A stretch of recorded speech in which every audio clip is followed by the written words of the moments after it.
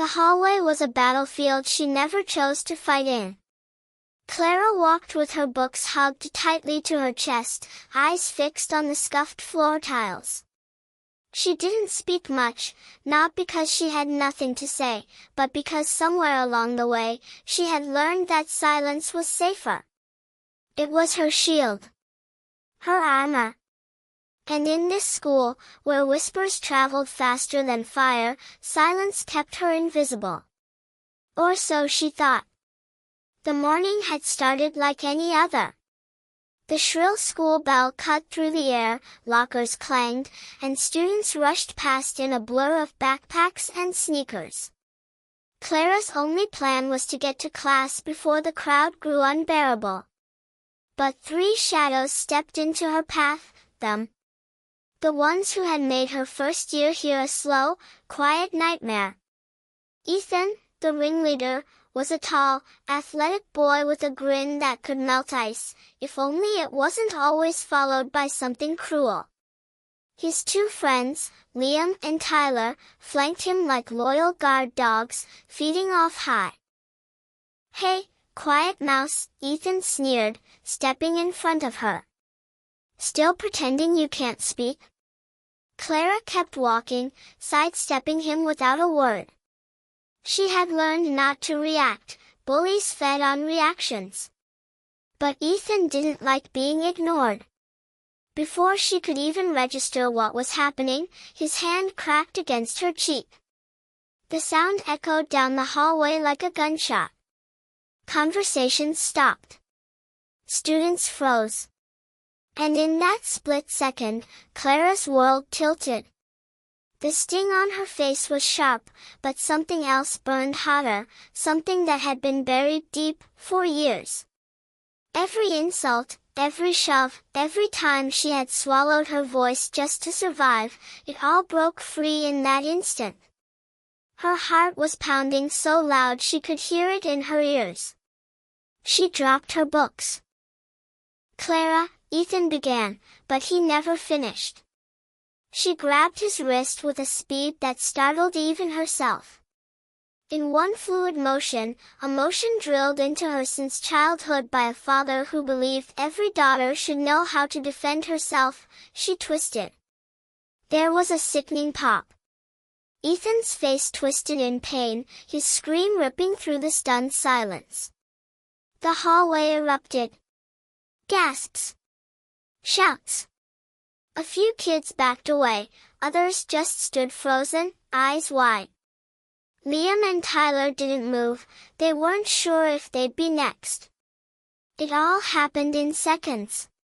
But to Clara, it felt slow, like she had been waiting her whole life for this exact moment. And then, the teacher's voice cut through the chaos. "What is going on here?" Mr. Donnelly, the history teacher, pushed through the crowd, his eyes darting between Ethan clutching his arm, and Clara standing still, her breathing steady but her eyes blazing. She broke my elbow," Ethan yelled, his voice cracking between pain and disbelief.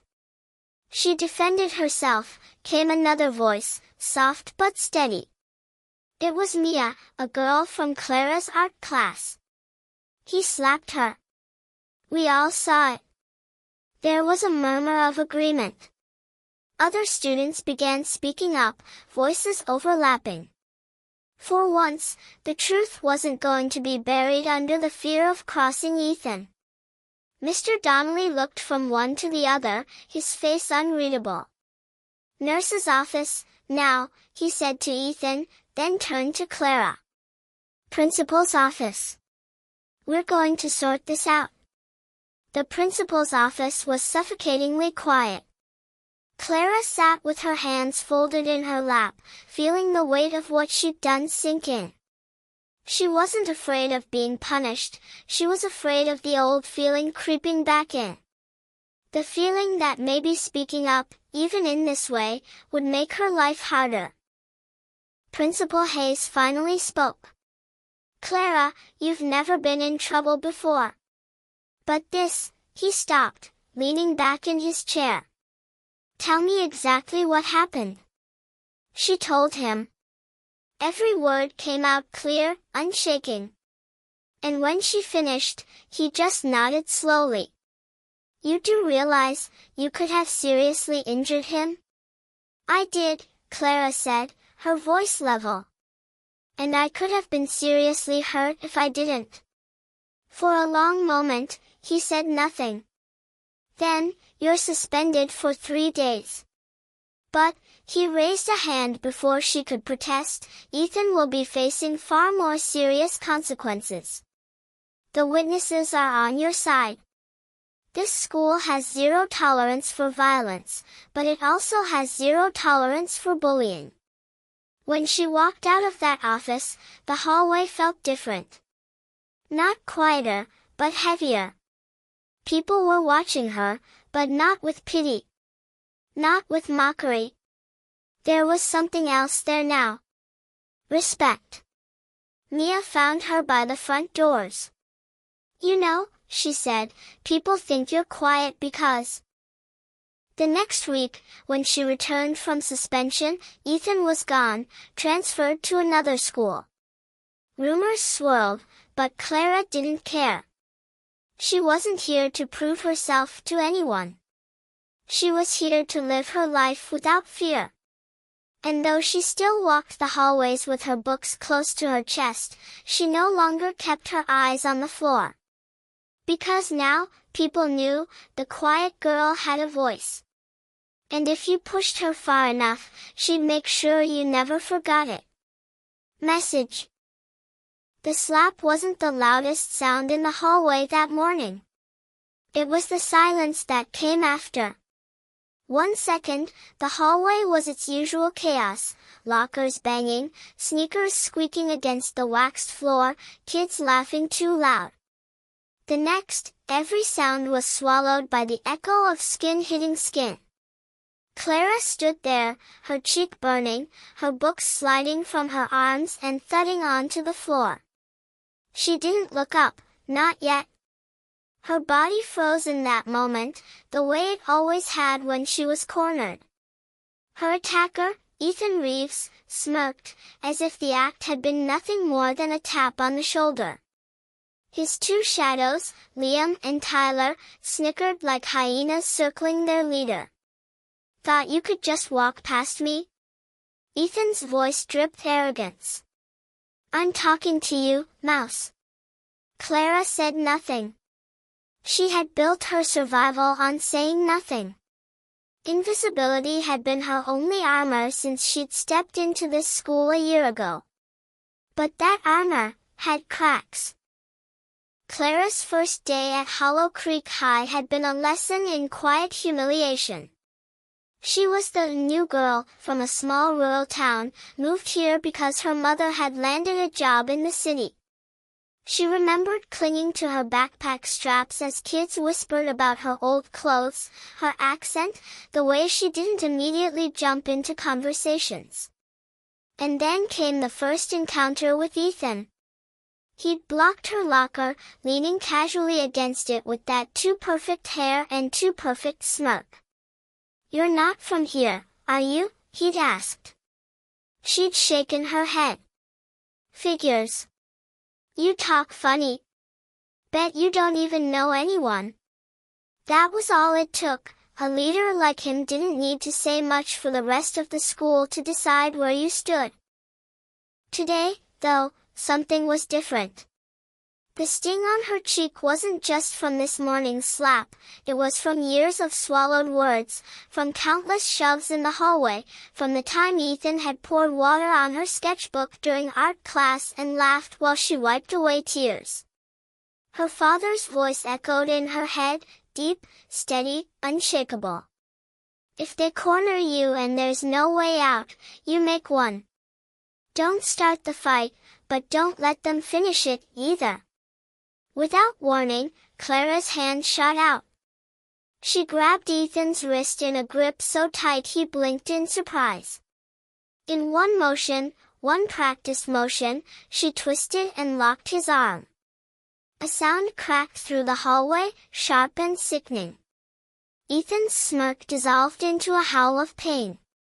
Gasps erupted. Liam stepped forward, then froze when Clara's glare landed on him.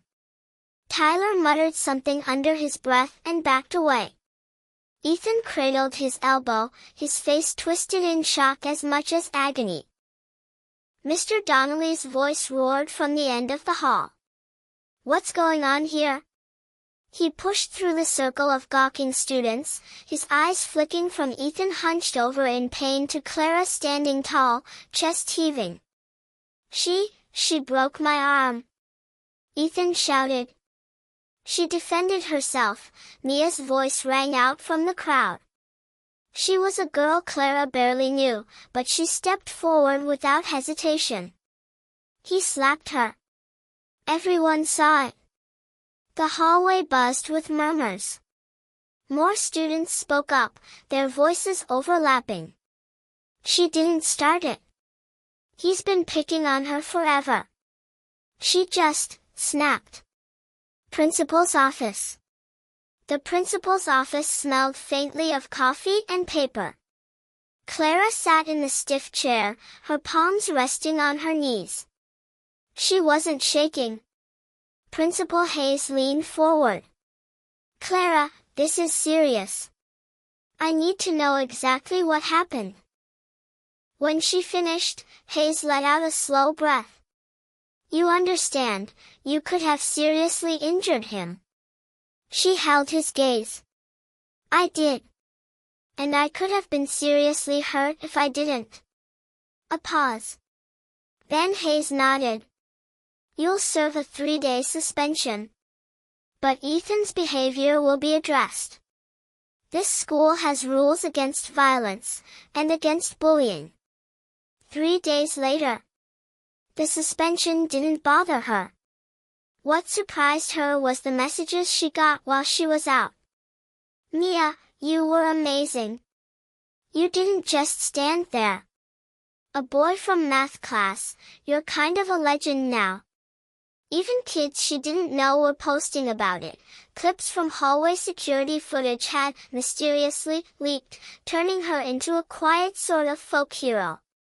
When she came back, Ethan was gone. Transferred. Liam and Tyler kept their distance. And for the first time since she arrived at Hollow Creek, people made room for her in the hallway instead of shoving past. That night, after it all happened, Clara had sat on her bed staring at the ceiling. Her father called from the next room, "You okay, kiddo?" "Yeah," she answered. She thought about what he'd told her years ago, that strength wasn't about being loud or throwing the first punch. It was about standing when you'd been pushed too far. About making sure people knew your boundaries and respecting them. She smiled in the dark. She wasn't just the quiet girl anymore. Ending scene.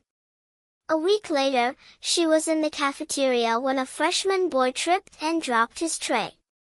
Laughter erupted from a nearby table, a table that looked far too familiar. Clara walked over, picked up the tray, and handed it back to him. "You okay?" she asked. The boy nodded quickly, his eyes wide. She turned to the group who had laughed. They went silent. Clara didn't need to say a word. They understood.